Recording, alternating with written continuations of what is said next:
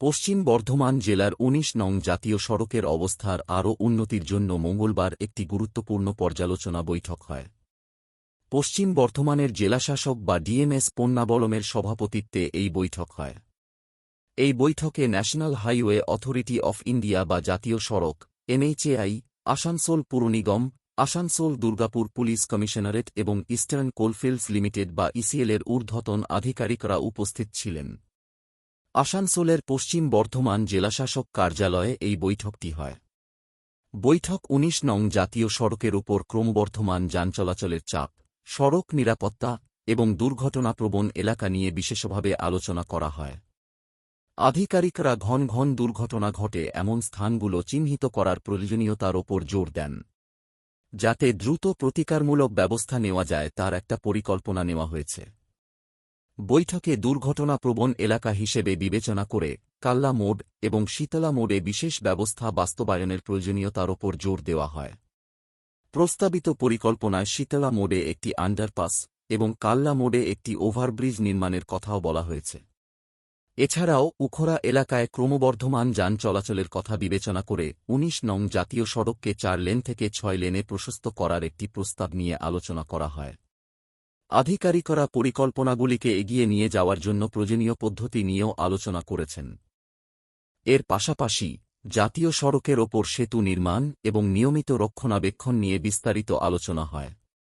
ভবিষ্যতে কোথায় নতুন ওভারব্রিজ নির্মাণ করা যেতে পারে সে বিষয়েও জেলাশাসক আধিকারিকদের সঙ্গে আলোচনা করেন।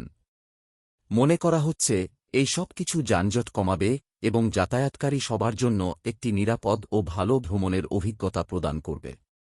এছাড়াও জাতীয় সড়কে উন্নত সাইনবোর্ড, রাস্তার লাইট, সার্ভিস রোড এবং জরুরি ব্যবস্থা শক্তিশালী করার প্রয়োজনীয়তা নিয়েও আলোচনা করা হয়। বিশেষ করে রাতে দুর্ঘটনা কমাতে অতিরিক্ত পদক্ষেপের ওপর জোর দেওয়া হয়।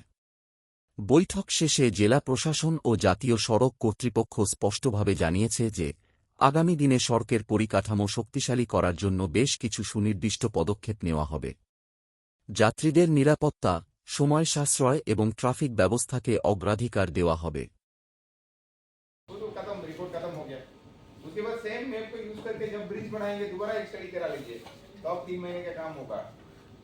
ठीक है, पर करके करिए बिकॉज दैट इज लोग पूछेंगे ये हुआ है नहीं हुआ है, बिकॉज दोबारा भी लोग कंप्लेन तो कर सकता है, दोबारा तो लोग कंप्लेन कर सकता है।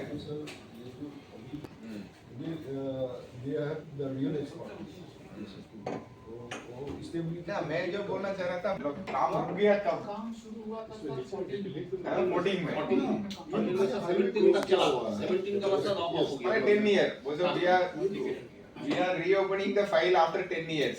This highway was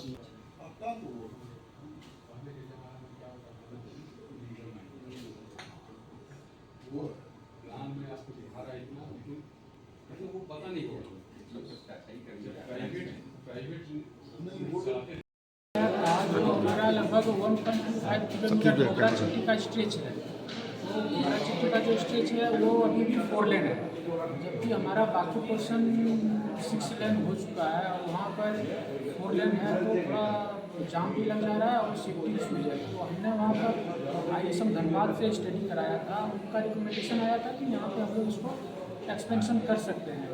तो उसी मैटर पर DM सर ने बुलाया था, ECL को भी बुलाया था, हम लोगों को भी बुलाया था। पेंडिंग लैंड एक्विजिशन है उसका कैसे हम लोग इसको कर सकते हैं। तो सर ओवरब्रिज के लिए की भी बातें हो रही थी, वो कहाँ का बनने का बात है ये? जो मोगरा चिट्टी लोकेशन में आप देखेंगे तो 3 या 4 क्रॉसिंग्स क्रॉस रोड है ना। तो मेरा ये प्रपोजल था वहाँ पे कि सर हम लोग वहाँ पे लगभग 1 किलोमीटर का पूरा फ्लाईओवर बना दें। तो फ्लाईओवर बनाने से क्या होगा, वो जंक्शन नीचे एक तरह से वो ब्लैक स्पॉट ना मिलेगा और ऊपर से बड़ी गाड़ियाँ ऊपर से चली जाएगी तो थोड़ा सेफ रहेगा। ये हमारा कौन कौन आया था इस मीटिंग में, कौन कौन थे?